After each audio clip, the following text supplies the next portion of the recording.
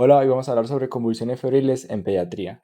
Entonces, para empezar, vamos a hablar un poquito sobre la epidemiología para conocer más sobre esta enfermedad.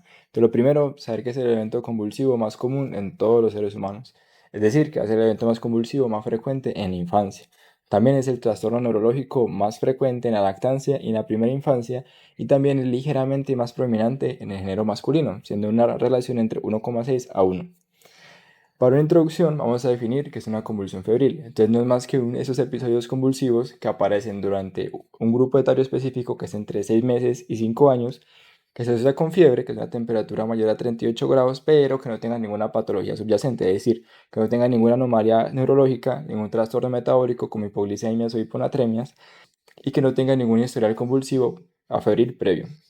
También importante es que este fenómeno es benigno, quiere decir que tiene muy pocas probabilidades de generar un mayor riesgo a futuro en el pronóstico neurológico. De algunos factores de riesgo que podemos mencionar, que son muy importantes, el principal es el deterioro neurológico preexistente, es decir, una persona que tuvo un estado fetal no tranquilizador, una asfixia perinatal o alguna malformación, eso hace que el cerebro quede con una arquitectura eléctrica inestable, es decir, que su umbral convulsivo va a estar más bajo de lo normal. Otro muy importante va a ser la presencia de infecciones virales. ¿Cuáles infecciones? Principalmente el virus del herpes humano 6, que se asocia mucho con rociola, es el que provoca la rociola. Entonces, personas que tengan esa enfermedad se asocian mucho con convulsiones febriles y la influenza. También hay otros virus que son menos comunes, pero que también están reportados, como el coronavirus, y también hay bacterias, pero los principales son estos dos. ¿Y esto por qué se da? Por la producción de citoquinas proinflamatorias, que como vamos a ver en la fisiopatología, son muy importantes para esto. Otro muy importante es el antecedente familiar de convulsiones. ¿Por qué? Porque se ha asociado que muchas mutaciones en los canales de sodio y del GABA se asocian mucho con la fisiopatología de esta enfermedad. Otro factor de riesgo muy importante y que es muy curioso es el déficit de zinc y de hierro. ¿Por qué? Porque el zinc es un cofactor esencial para la enzima GAD, que es un glutamato descarboxilasa. Esta enzima lo que va a hacer es agarrar el glutamato y volverlo GABA, es decir, va a agarrar ese glutamato que es el excitador principal, el neurotransmisor excitador del sistema nervioso central, y lo va a volver el GABA, el principal inhibidor del sistema nervioso central. Entonces, al no haber este bioelemento, pues no se va a poder dar esta transformación adecuadamente. Y el hierro va a ser el que me va a metabolizar los neurotransmisores, es decir, que me lo va a mantener en un homeostasis.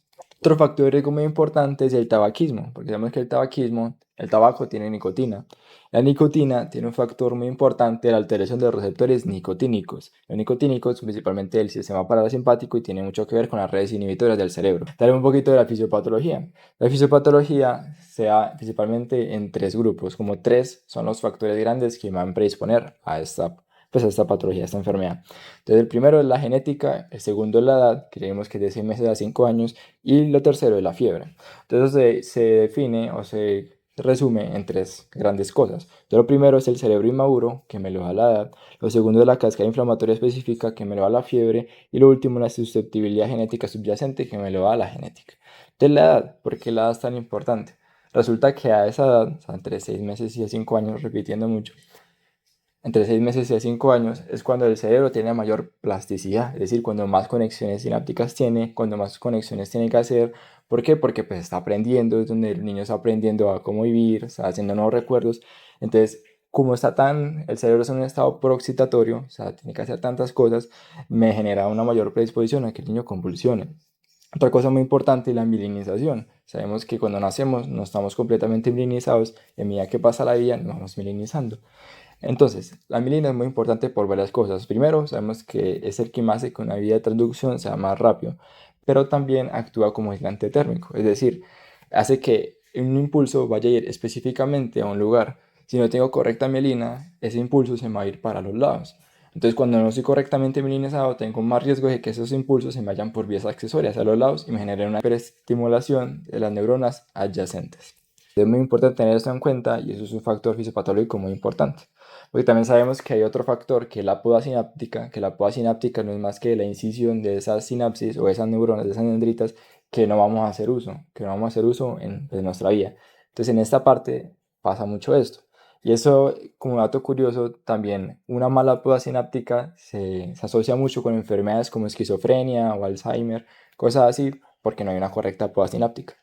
La genética, bueno, ya hemos visto, pues mutaciones en los canales de sodio y de GABA me predispone mucho más a tener convulsiones. Entonces, un antecedente familiar de convulsiones de los padres, de los hermanos, va a ser un interrogatorio muy importante.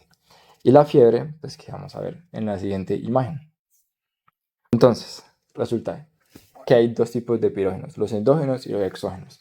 Los endógenos, acordémonos que por la inmunidad innata, cuando el PAMP, que es el patrón de reconocimiento de patógenos, lo reconoce el leucocito, esta activa una cascada que me va a activar el factor NF, que me va a activar el factor NF kappa beta dentro del leucocito y me va a estimular la producción de citoquinas.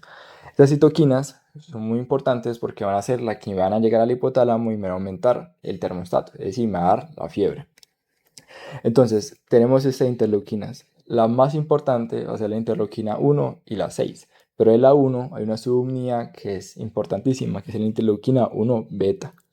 ¿Por qué es importante? Porque todos esos son pirógenos, todos esos van a llegar al hipotálamo y van a aumentar el setup del termostato, pero la interleuquina beta también tiene un efecto directo dentro del tejido cerebral. ¿Qué va a hacer esto? Me va a aumentar la función de los receptores NMDA, que son los principales receptores para el glutamato, y me va a bloquear los receptores GABA, que son los principales del GABA. Entonces, ¿qué pasa? Cuando estas interleuquinas llegan al hipotálamo anterior, muy importante que llega por el órgano vascular de la lámina terminal, ese órgano es el que me permite el paso de estas sustancias a través de la barrera hematoencefálica. Una vez llegan ahí, estimulan al núcleo preóptico y me estimula la producción de prostaglandina E2. Esta prostaglandina E2 va a tener varias funciones. Principalmente, él también se va a encargar de producir noradrenalina y adrenalina para aumentarle el efecto catabólico y hacer estas dos cosas. Lo principal es aumentar la producción de calor y disminuir la disipación del calor. Es cuando aumenta la producción del calor, lo hace mediante vasoconstricción periférica y temblores. También hay receptores específicos en el tejido adiposo que también responden a esas mismas catecolaminas que me van a hacer es aumentar la termogénesis. Y disminuir la disipación de calor, muy importante aquí, es la hiperventilación, porque la hiperventilación, como estamos barriendo CO2, es decir, que me está haciendo una alcalosis respiratoria. Y esto lo quiero explicar aquí con el siguiente diagrama. Entonces, cuando el pH es normal, es decir, cuando no estamos en estado de acidosis o alcalosis, la albúmina tiene la siguiente configuración. El calcio tiene la siguiente configuración. Entonces hay calcio iónico y calcio pegado a la albúmina. El iónico es el que está libre por la sangre y el que está pegado a la albúmina, el que está pues pegado a la albúmina. Entonces la albúmina predominantemente tiene puntos de unión de carga negativa. Quiere decir que se van a unir iones con cargas positivas, principalmente el calcio y los hidrogeniones, en un estado normal. ¿Qué pasa cuando tengo una alcalosis? Como hay una disminución de ácidos en la sangre, principalmente hidrogeniones, estos hidrogeniones que se pegan a la albúmina se separan de la albúmina y van a la sangre. ¿Para qué? Pues para tratar de regular esa alcalosis. Pero al separarse, quedan espacios o puntos libres de unión donde el calcio puede ingresar. Entonces el calcio se va a pegar más a la albúmina, por lo cual va a dar una hipocalcemia. ¿Y qué pasa aquí? El calcio es muy importante, sobre todo a nivel de la neurona, porque es el que está alrededor de los canales de sodio dependientes de voltaje, haciendo que entre, pues, haciendo que se active o que se inactive este canal. Entonces, si tenemos poco calcio, es más probable que se active más este canal. Básicamente, ese es el porqué de una alcalosis va a generar un estado proconvulsivante o aumenta la excitabilidad neuronal. Entonces acá lo vemos, alcalosis cerebral, excitabilidad neuronal y con todos los factores que le acabo de mencionar son estados que van a aumentar un estado proconvulsivante y van a dar la convulsión. Entonces, clasificación. Lo podemos clasificar principalmente en tres. Entonces, está el simple, que es el más común y el más benigno, y el complejo, que es el más grave, pero el que afortunadamente se presenta menos. Entonces, el simple, su definición es una convulsión generalizada, tónico-clónico, que dure menos de 15 minutos, que se dé una vez en 24 horas, quiere decir que no recurra en 24 horas, y que el estado posictal no tenga secuelas. Muy importante aquí es que esta duración menor a 15 minutos, si lo vemos en un aspecto lógico, lo más probable es que el paciente si llega convulsionando ya no sea un estado simple, una convulsión febril simple, porque pues si el paciente está lejos y viene en ambulancia, lo más probable es que lleve más de 15 minutos. Entonces si él llega convulsionando, pensar que ya no es una simple, ya es una compleja y pues pensar en esto. La compleja ya es más complejo, es más complicado, por lo cual la convulsión ya no es generalizada, sino es focal. Entonces aquí muy importante es buscar que no haya un secundarismo, es decir, algo secundario que me esté causando esa convulsión, un tumor, un aneurisma, una lesión ocupante de espacio. Entonces, por eso es que es compleja y por eso es que es complicada. Entonces, primero, convulsión focal, focalizada en una parte de la corteza. que dure mayor o igual a 15 minutos, que recurre dentro de 24 horas y que tenga secuelas posictal, principalmente la hemiparesia de Todd. La hemiparesia de Todd no es más que como es focalizada, esa parte específica de la corteza motora se va a cansar de tanto estimularse, estimularse. Entonces, cuando estén en el estado posictal, esa parte de la corteza va a quedar cansada, por así decirlo.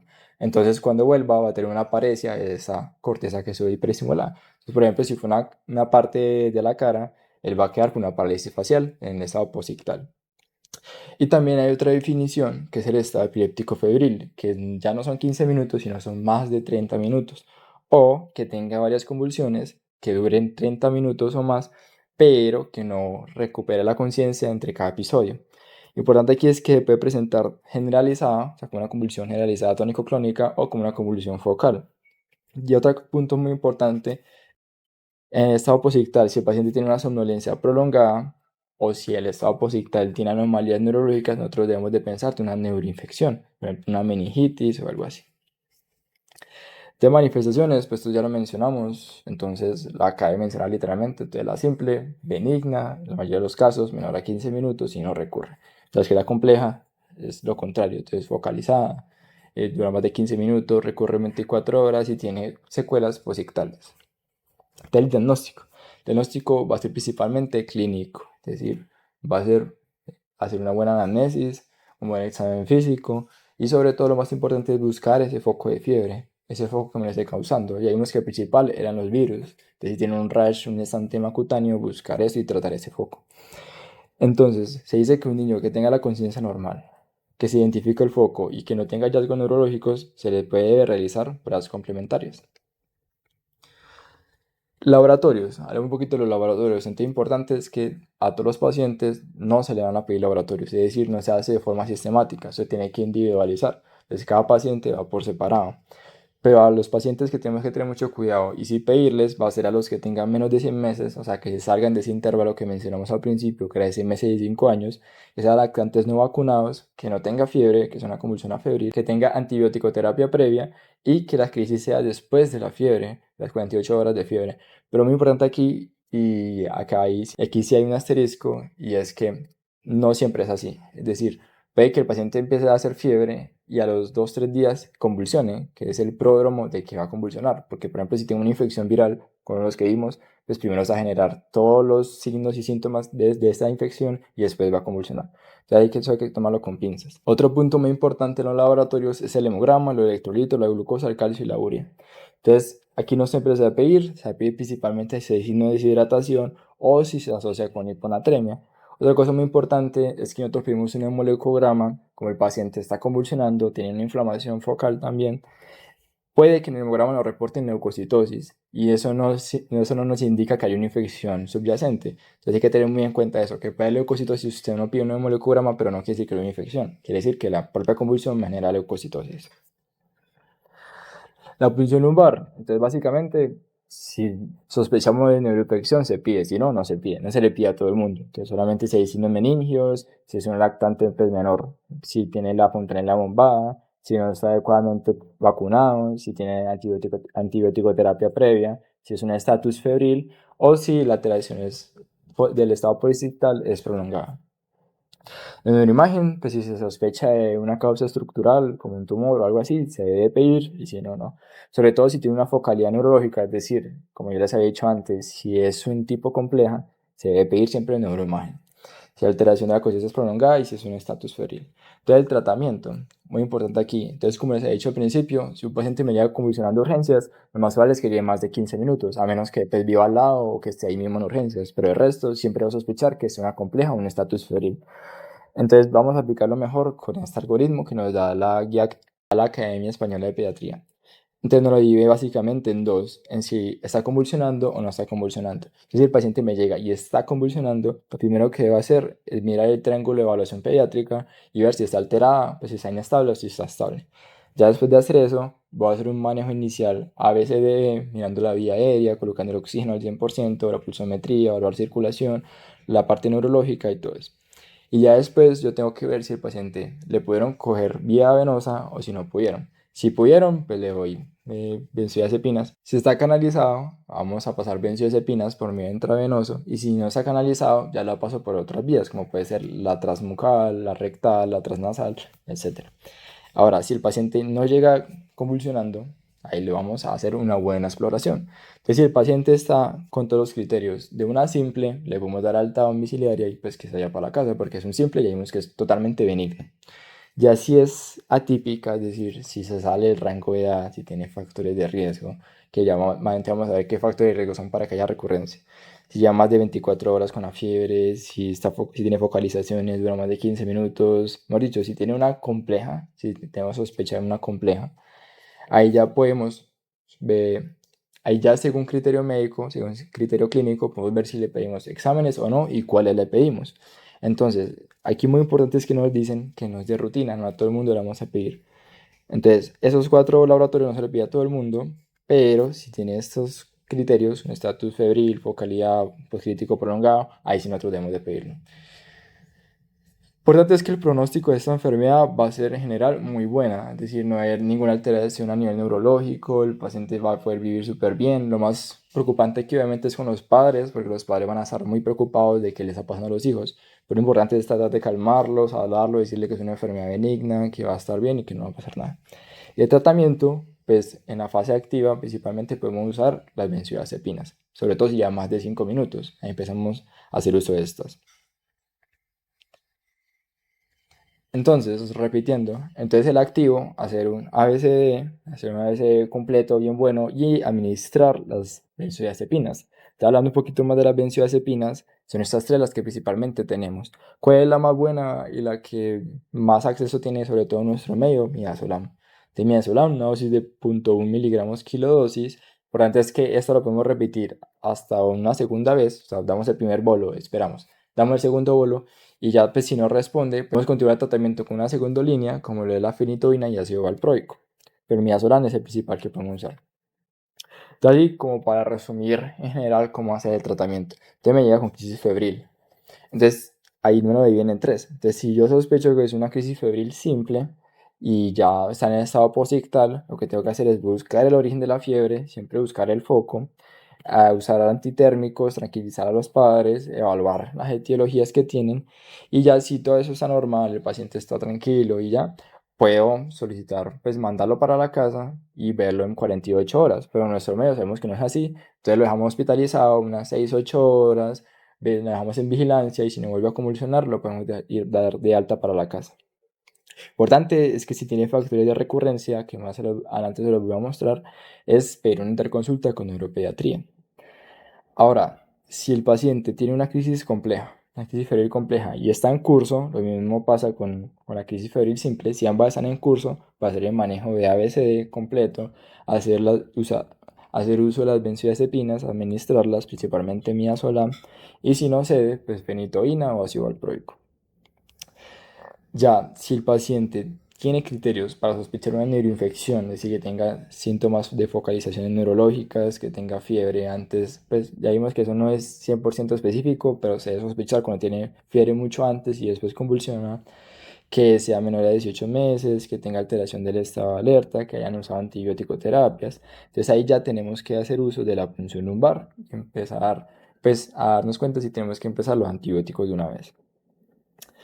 Otro muy importante es si tenemos la crisis febril compleja y ya está en el estado posictal, entonces lo mismo, tenemos que buscar el origen de la fiebre, descartar que haya un secundarismo, que haya algún tumor, algo que me lo esté causando, alguna infección y ya pues según lo que nosotros consideremos hacer manejo de este. Entonces son los factores de riesgo para la recurrencia, sobre todo si es un inicio a una edad muy precoz, como no es menor a 15 meses, si tiene antecedentes familiares de primer grado de epilepsia, pues es muy importante que el paciente lo más probable es que vuelva a caer. Si tiene crisis febril en familias de primer grado, la que ya les mencioné, si tiene procesos feriles frecuentes, y así está guarderías, porque en la guardería pues no es un secreto que todo el mundo se enferma mucho, es si usted va a guardería lo más probable es que tenga mucha fiebre y la fiebre sí o sí me va a generar la convulsión. Y si tiene crisis o convulsiones con temperatura bajas, muy importante aquí es que por lo general cuando más se asocia con convulsiones es con una temperatura mayor a 38.5. Entonces, si este paciente tiene estos factores de recurrencia, es muy bueno pensar, hablar con el padre sobre hacer una posible profilaxis. Entonces son los criterios de hospitalización y los criterios para derivar a urgencias y a neurología infantil, que no me voy a detener mucho en estos. Hablando un poquito de la profilaxis, importante aquí es que no a todos se le va a hacer profilaxis. ¿Por qué? Porque se ha notado que tiene más riesgo que beneficios hacer uso de este. Entonces no se le va a hacer a todo el mundo. Entonces, ¿a quiénes se los van a hacer? A esos pacientes que tienen muchas recurrencias, que convulsionan mucho, pues todos esos criterios que vimos de recurrencias, si tiene mucho de esos o convulsiona mucho, pues podemos optar por hacer uso de estos. Entonces, como importante es que normalmente nosotros no vamos a dar esa profilaxis, solamente se dan casos de que haya mucha recurrencia, mucha fiebre, en esos casos sí va a ser óptimo darlo. Y se va a dar de una forma continua, la intermitente, aunque hay una evidencia que dice que se puede dar de forma intermitente, esto no lo vamos a usar, porque imagínense ustedes decir al padre que le dé esos anticonvulsivantes siempre que tenga fiebre, no, eso es muy complicado. Así que lo que se va a dar es la continua, se va a dar fenobarbital o ácido valproico a estas dosis todos los días, pero lo general es no darlo. Si se tiene que dar, principalmente hablarlo con el especialista y con los padres sobre cómo hacer el tratamiento. Esto fue todo por el video de hoy. Dale like, suscríbete y comenta aquí si te fue útil. Nos vemos en un próximo video.